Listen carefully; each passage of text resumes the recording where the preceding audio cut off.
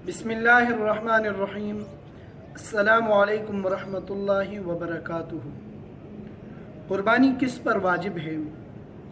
कुर्बानी हर मुसलमान पर वाजिब है जो आकिल, बालिग और मुकीम हो और उसकी मलकियत में 52.5 तोले चांदी या इसकी कीमत का माल हो या उसकी ज़रूरत असलियत से ज़ायद हो, और ये माल ख्वाह सोना चांदी या उसके ज़ेवरात हो या माल तिजारत हो या ज़रूरत से ज़ायद घरेलू सामान हो या रिहाइश के मकान से ज़ायद मकानात व जायदादें वग़ैरह हो।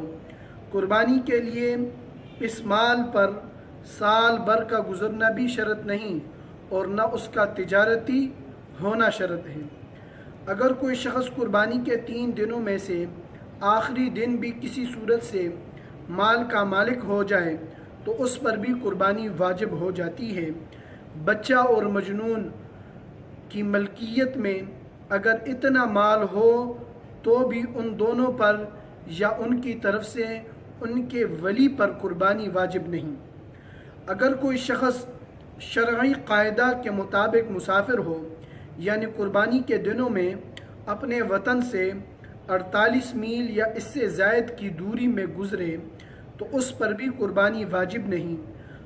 अगर कुर्बानी के दिनों में यानी 11, 12, 12वीं ज़िलहज्जा को सूरज गुरूब होने से पहले अपने घर आ गया और वो साहिब हैसियत लोगों में से है तो उस पर कुर्बानी वाजिब होगी। और अगर कोई शख्स ऐसा है जो साहिब हैसियत नहीं यानी मज़कूरा बाला निसाब नहीं है तो शरअन उस पर कुर्बानी वाजिब नहीं।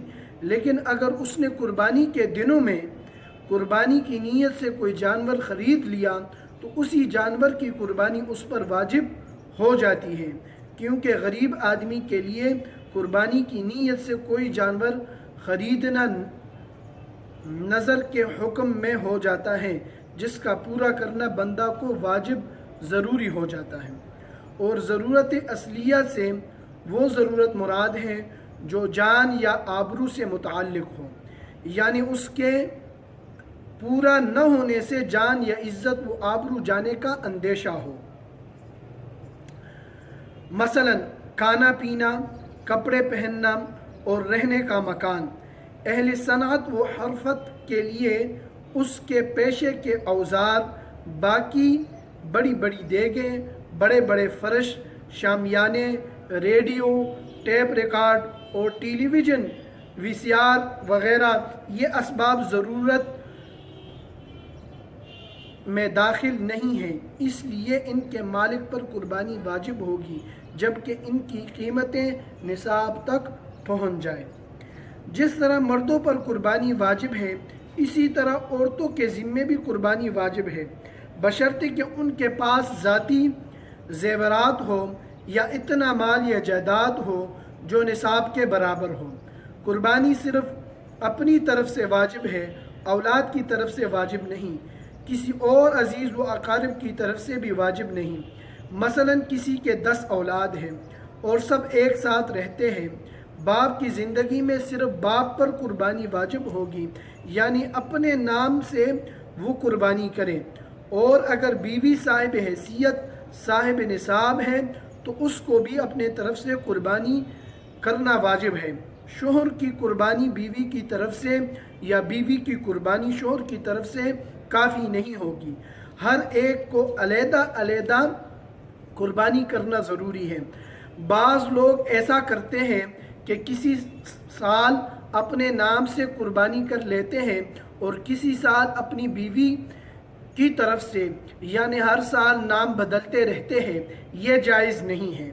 अगर साहिब निसाब है तो उसको अपनी तरफ से कुर्बानी करना ज़रूरी है। अगर अपने नाम से नहीं की, किसी दूसरे के नाम से कर ली तो उसके ज़िम्मे वजूब बाकी रह जाएगा। दूसरों के नाम से करने में ख़ुद उसका वजूब अदा न होगा।